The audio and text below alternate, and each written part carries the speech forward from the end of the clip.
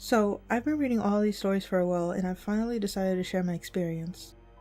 So, this happened when I was probably around 5. I'm 24 now. I used to go and visit my Aunt Carol up in New York for around 1 to 2 weeks every summer for about 6 years. My family's from North Carolina, but my aunt had moved to New York for her husband's job a few years prior to me coming to visit.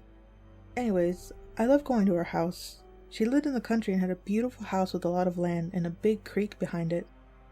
My cousins, who visited sometimes at the same time as well, would all go swimming and searching for fossils down in the creek. Well, my aunt also loved yard sales, and we would go every Saturday and Sunday morning to bargain hunt. Now, while my aunt and uncle had a lot of money, they were very cheap. Never went to big-name grocery stores or bought anything new. Maybe that's why they had so much money. Try to keep up with me, I'm not the best writer. Well, one week I went to visit my cousin Erica, who was there as well.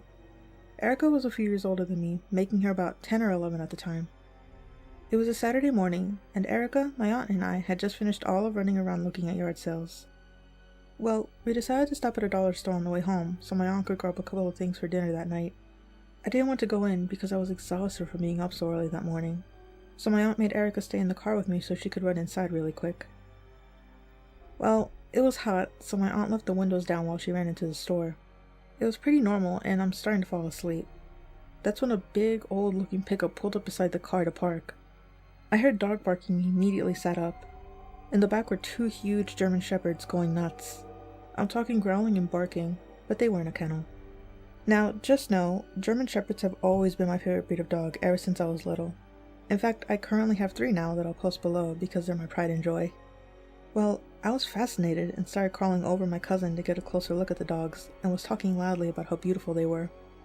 As I'm talking and being crazy, this older looking man, I don't remember everything about him, just that he had a long black ponytail, jeans and a jean button up on, gets out. He sees me smile and just politely asks if I would like to pet them. Now remember, I said these dogs were going nuts, but me never having seen this breed so close, said yes. My cousin is telling me no and telling him that we have to wait for our aunt who's in the store. He looks around and tells my cousin it will only take a second.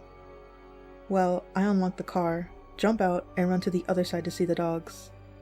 My cousin wastes no time locking the car back up and calling for me to come back in. I ignored her and started trying to climb in the back of the truck. Well, the man picked me up and held me while the dogs continued to bark and growl. I was smart enough not to pet them, but did admire them. He then starts asking me questions, where I was from and what I was doing that day. He told me how pretty I was and how much he liked my accent. I had a strong southern accent when I was little, and I was up north where people always used to comment on it. I do vaguely remember him looking around a lot, but being so young, didn't think it was weird. He then asked if I wanted to see pictures of the puppies his dogs had just had, but they were in his truck. Of course I wanted to see the puppies. I could barely contain how excited I was.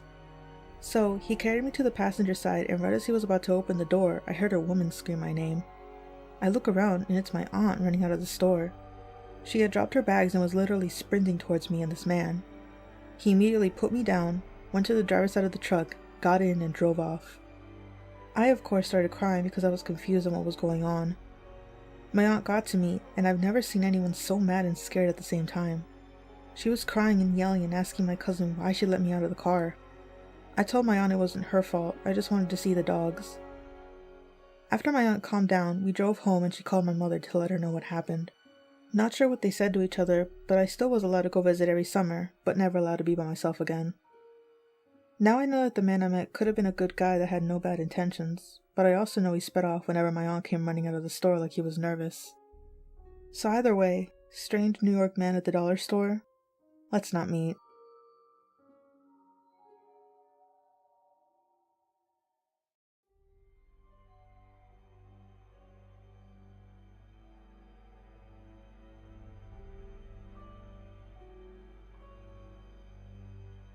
As a humanist, I try to look for opportunities to help my fellow humans, to be a living font of kindness and compassion, hopefully leaving the world nicer than when I found it.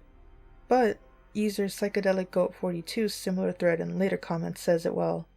There's a thin line between kindness and naivety. I also learned this the hard way.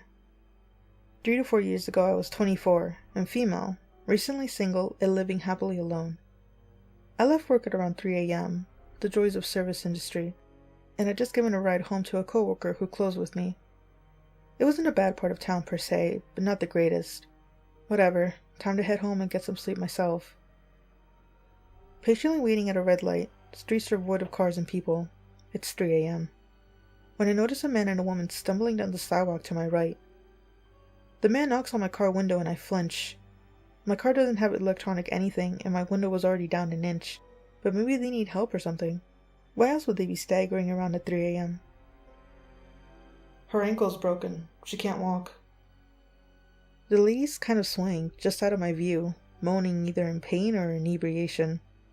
I frown. I can call someone if you like, or there's a gas station over there. Maybe you could... The guy opens my front passenger door. My coworker hadn't locked it, and the woman staggers into my car. It happened so fast, I was stunned. Even more so when the guy squeezed in beside her, 2 people somehow fitting into the front seat of my Toyota Corolla. I was supremely conscious of the woman's leg pressing against my purse at her feet. Inside was my phone, Kindle, and wallet with all of the hard-earned money I'd made in the past 2 weeks of waiting tables, my rent, and more. They reek of alcohol and their eyes have this glaze to them. They are high as fuck. The guy tells me, "You're gonna drive us to the Kroger." You mean the Walmart just up the street? Drive. Go. Drive. Okay. I stammered and complied. Were they armed? I didn't want to find out. The guy was drinking something out of a bottle in a brown paper bag, like a class act. What would they do if I refused? They were clearly in an altered state. Unpredictable. Dangerous. Don't escalate. Don't provoke. I pressed my lips into a forced smile. I decided I would be as calm and polite as I could manage, and maybe they'd have second thoughts about murdering someone so nice. Or at least feel a little bad about it. Fuck. They tried to engage me in conversation as we drove. The woman seemed about 40, leathery skin and quite manic. She would rattle off schizophrenic nonsense one minute and then become incredibly lucid and well-spoken on a complex topic, like computer science, for the next. Watching her go back and forth between the 2 states was truly surreal.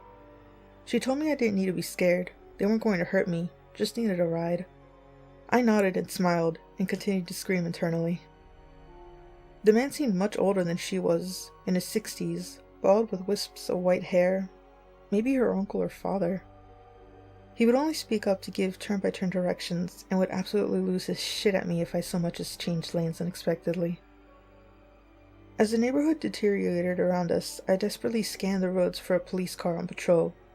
I would call attention to myself somehow, run a red light, honk, swerve at him, anything to draw attention, and I would be saved, and no such luck.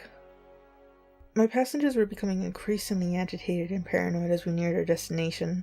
They could sense my fear, because the woman began to play with my hair and stroke my cheek. "Hey, don't be scared. I said we're not gonna hurt you. You're such a nice girl," she cooed in my ear. "You're so nice. Such a pretty white girl. Holy shit. The man chuckled. I see the Kroger across the street, but... No! They scream at me. Turn left! Into the sketchiest apartment complex ever. My heart sank. This is how it ends, I thought. Raped, or dead, or both.